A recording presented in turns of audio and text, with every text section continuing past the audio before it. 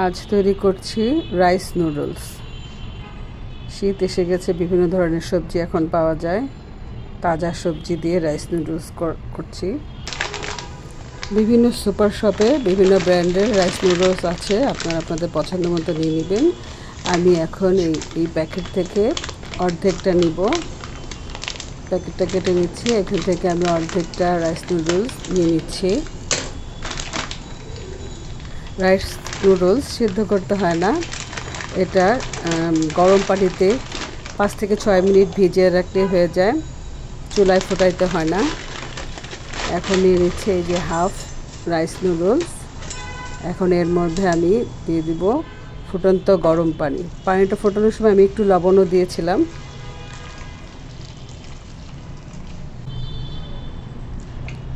ভালোভাবে পানির মধ্যে ডুবায়ে রেখে দিব 5 থেকে 6 মিনিট।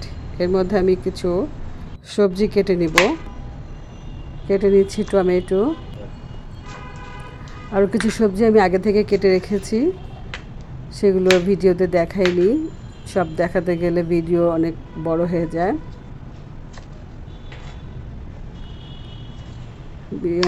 টমেটোর সিডগুলো আমি ফেলে দিচ্ছি, ফেলে দিয়ে লম্বা করে জুলিয়ান কাট করে কেটে দিয়েছি। এদিকে আমার রাইস নুডলসটা ভিজে গেছে, 5-6 মিনিট হয়েছে।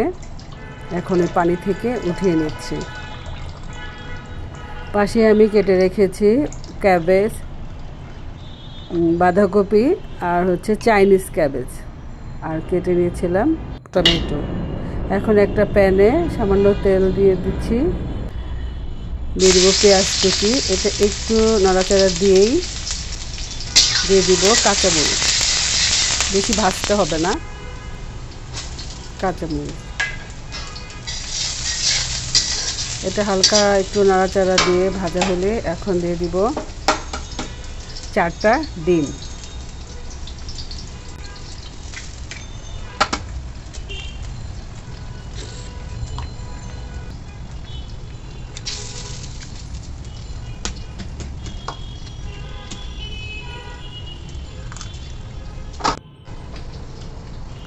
দিয়ে দিব লবণ। এখন এই ডিমগুলোকে নেড়ে চেড়ে ভেঙে ভালো করে ভেজে নিব।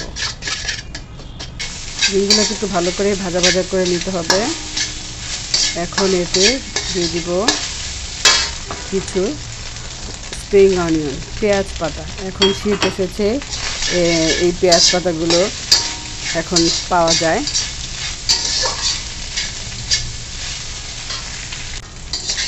এটা বেশিক্ষণ ভাজতে হবে না, অল্প একটু নাড়াচাড়া করে নামিয়ে নিচ্ছি, কারণ বেশি ভাজতে গেলে এই স্প্রিং অনিয়নের কালারটা নষ্ট হয়ে যাবে।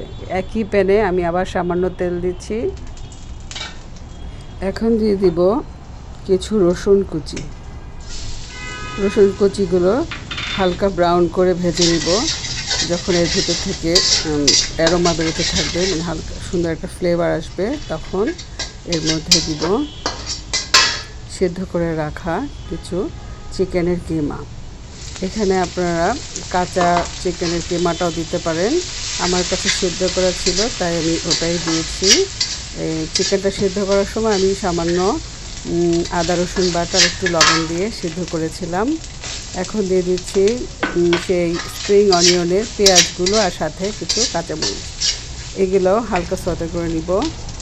এখন দিয়ে দিব কিছু বাঁধাকপি। এখানে বাঁধাকপিগুলো একটু বড় করে কেটেছি, এগুলো একটু সতে করে দিব, বেশিক্ষণ সিদ্ধ করব না, আর এই সবজিগুলো কাঁচাই খাওয়া যায়।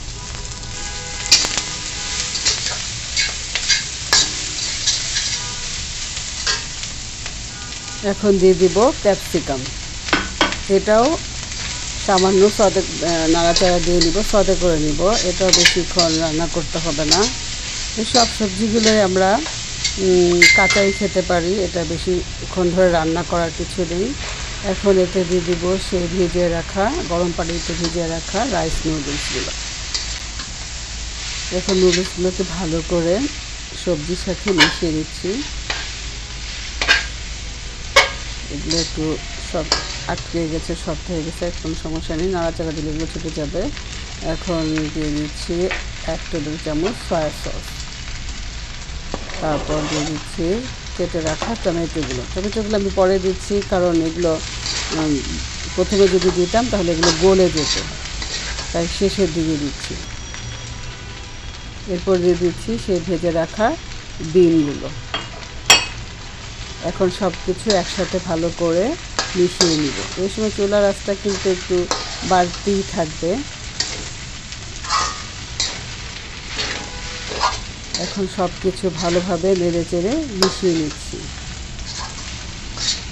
মেশানো হয়ে গেলে তারপরে কেটে দিয়ে দিব 1/2 টিস্পুন চিকেন পাউডার, আর দিয়ে দিব 1/2 টিস্পুন ব্ল্যাক পেপার। এখন এগুলো ভালো করে মিশিয়ে নিব।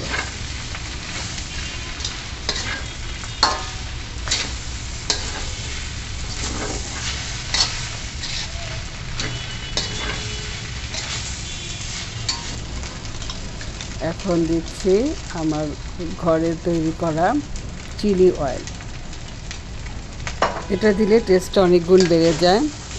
এটা যদি আপনাদের কাছে অ্যাভেলেবেল না থাকে তবে আপনারা এখানে চিলি ফ্লেক্স দিতে পারেন। দিয়ে দিচ্ছি সামান্য লবণ।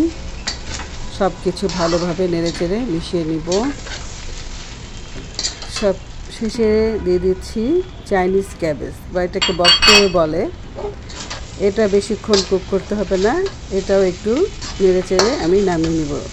এখানে আমি যেসব সবজি ইউজ করেছি এর পরিবর্তে আপনারা আপনাদের পছন্দ মতো সবজি দিতে পারেন। এখন শীত এসেছে, শীতের সময় অনেক ধরনের সবজি পাওয়া যায়।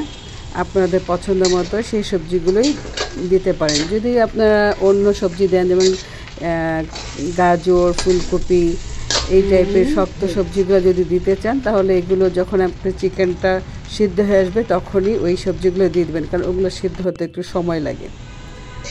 এই তো আমি এখানে যে সবজিগুলো দিয়েছি এগুলা বেশিক্ষণ কুক করতে হয় না, অল্প সময় হয়ে যায়, তাই আমি এই সবজিগুলোই পছন্দ করেছি। আপনারা আপনাদের পছন্দ মতো সবজি দিতে পারেন। এটা হয়ে গেল আমার রাইস নুডলস। এটা কিন্তু খেতে খুবই অসাধারণ হয়েছিল।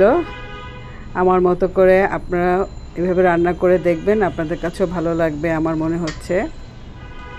আর যদি আপনাদের কাছে ভালো লাগে অবশ্যই কমেন্টস করে জানাবেন।